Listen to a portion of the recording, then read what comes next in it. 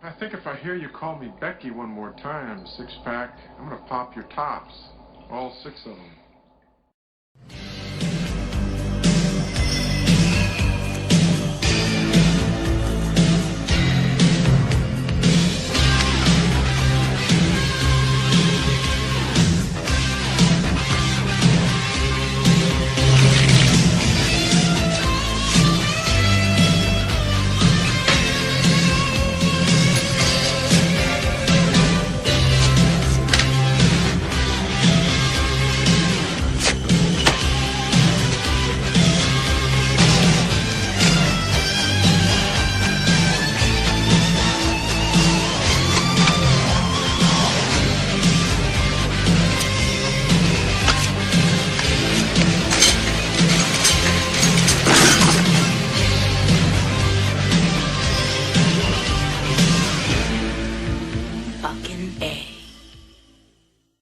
Hey, this is Matt. Once again, welcome back to another review.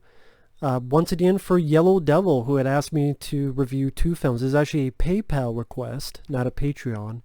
But I do have both for those interested. The links are down below. But the second film, like the first film was Street Law, which I didn't really care for. I know a lot of people liked it. And the other film was this one, Karate Warrior with Sonny Chiba, which I did enjoy. It's for free on YouTube. It says it's 2 hours long, but it's not. Someone did a weird thing where the movie plays normally and then they just added like a chunk for like another 30, 40 minutes.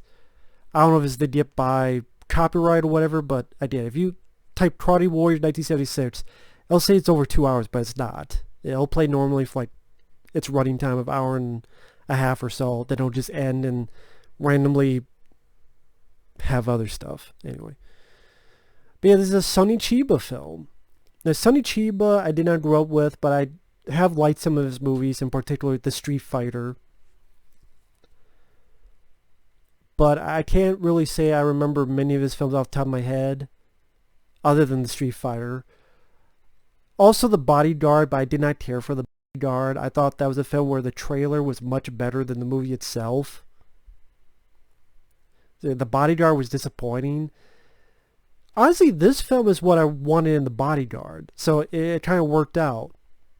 Like this one, definitely more satisfying, and up there with the Street Fighter as the better of the Sonny Chiba movies. To Sonny Chiba, yeah, you have dubbing with the movie, but he had that look and that presence, that dangerous cool factor to him, and no, he wasn't Bruce Lee or Jackie Chan with his fluid movements, but he had that rough and tumble quality to his fight scenes that showed like a sense of power to it that I quite enjoyed. Almost, I know this is a stupid comparison, almost like like the old school Steven Seagal films, where he would do that brutality and power, and then Seagal let himself go and ate 80 cheeseburgers and made 80 shitty direct-to-video movies. But here, Sonny Chiba kicks a lot of ass. The movie. And that's what I wanted. He kicks a lot of ass. The action scenes at times are handled with a little bit of style and slow motion. Not only fisticuffs, but there's some nice sword action. The plot is very simple. There's a gang war. There's something to do with some heroin. Sonny Chiba is a drifter who befriends his little boy. Little boy's father is a samurai that works for one of the gangs. And then the movie tries to do a little bit of Yojimbo, where he's trying to work both gangs, but really he's only working one gang. But he's trying to make some money from it. But he's also a decent guy as well. It's funny, there's a point where he's like, I don't fight dirty, which is the opposite of the Street Fighter, because even the tagline is like, when he fights dirty. So I have to wonder if maybe they did that on purpose. I mean, there's a little bit of heart to the film because Sonny Chiba and the kid get along with each other. Even though the father is a samurai working for this family, but the samurai does have an honor code and Bushido, so he's not going to fight unless it's fair. So him and Sonny Chiba have a little bit of respect thing going on. So I didn't mind that bit. There's definitely some violence, definitely some sex, there's some titties. I wouldn't say the bad guys really did much for me. So when they're just goofing off or fucking around, I'm like, whatever. This is one of those movies I'm kind of just waiting for the next Sonny Chiba fight scene. But because it's so plentiful and they're handled stylishly, and again, the stuff between him and the little kid, even though the dubbing's not that good, but I didn't mind that bit of the story. And like I said, there's some nice style to the fight scenes.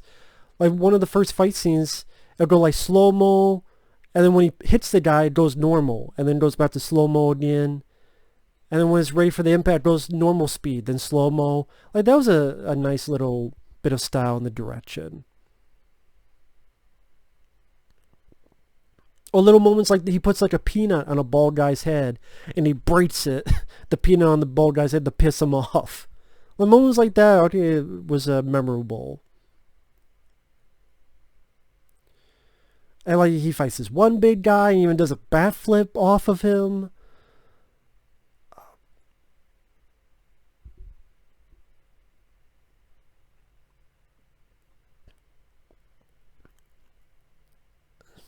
It's hard to review this because, like, what more do you say? I mean, the plot's fairly simple. The bad guys, I can't really think of anything memorable character or dialogue-wise from the bad guys. The samurai, he wears like an old school samurai outfit even though it's modern time.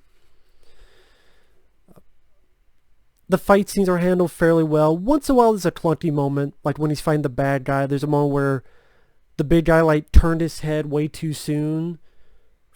So like the bad guy turns his head here, and then Sonny Chiba kicks, because that's where the head was supposed to go, but the guy, I just went too early. I don't know why there wasn't a take two. So I mean, there's moments, but overall the fight scenes are fun.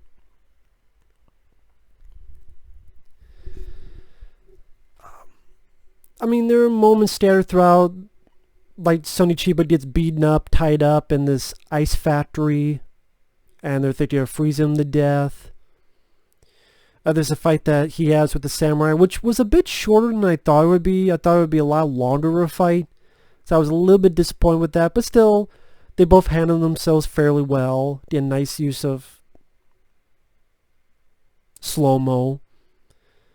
The samurai has a sword, and then Chiba had this like metal bracelet thing to block it. One of my favorite parts, really nice bit of slow-mo where Chiba cuts.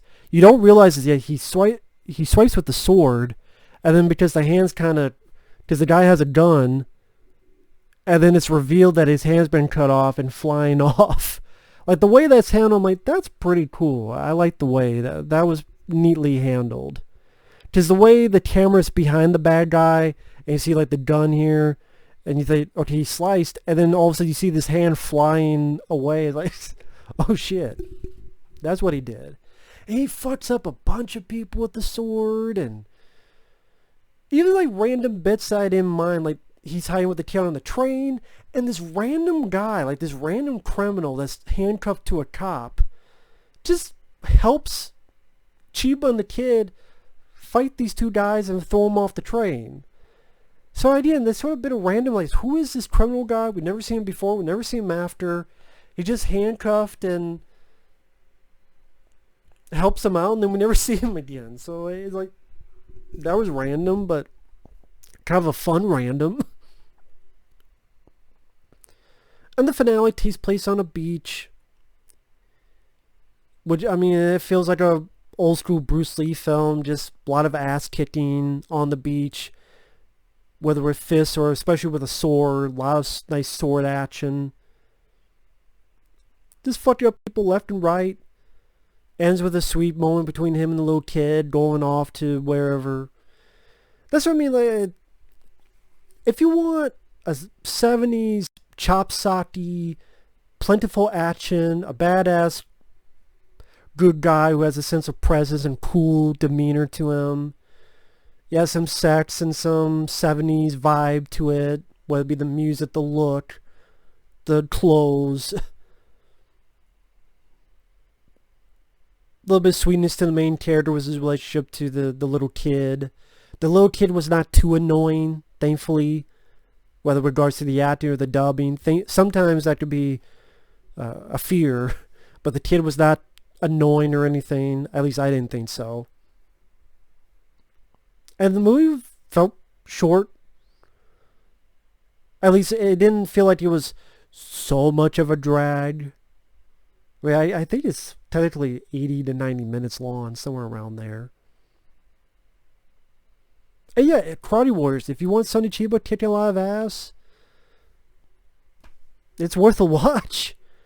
Again, I know it's not that long of a review, but sometimes these movies speak for themselves. And it's like, hey, what more do you want? I think it's a lot better than The Bodyguard. I would still put The Street Fighter above this. Just that has that extra something with the X-ray and the down with the music. So the Street Fighter, the sequel to the Street Fighter, I don't remember those sequels, to be perfectly honest. But I do remember the first one, so whether this is better than the sequel to Street Fighter, I'm not sure. But yeah, definitely better than The Bodyguard. As Sonny Chiba, most people probably remember him from Kill Bill. He's the guy who makes the sword for Uma Thurman. The Hanzo sword. There's actually a nice bit, maybe I'll include it on here, where Keanu Reeves actually met Sonny Chiba. And it was just a random moment that I thought was pretty fun. Again, maybe I'll include it at the end here.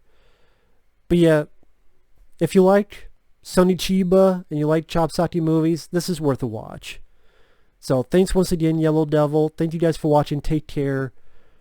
And we'll see you guys later. Bye-bye. I can do movie kung fu. You know, Sonny Chiba was like actually really doing passionate. Oh my god. Oh my god. Wow. Nice to meet you. Nice to meet you, sir. Japan. Oh, thank you. Hajimemashite. Thank you. Thank you very much. Maestro. Yeah. 憧れのスターのサプライズ登場にキアヌさんのこの笑顔 Wonderful movie. You saw it? Your reaction. Very, very good. No, thank you so much. You number one. 千葉さんに教えていただきたいアクション極意とかって Oh yeah. Oh, teach me. No, because I think no, really, you know that we've character and action. You brought together and very tough. You know, you made it. There was always heart to them. You would like do a. You know, you would like. You know, and then like, you know, you would mix them. You know. 刀で切るかと思うと蹴りを入れる。Yeah, and then a kick, or like, you know, or because you did a lot of wrist locks too. You did like locks, and then you would take someone, and then you would flip them, then you would chop their head off. You know, Good. you know. Good action. Yeah.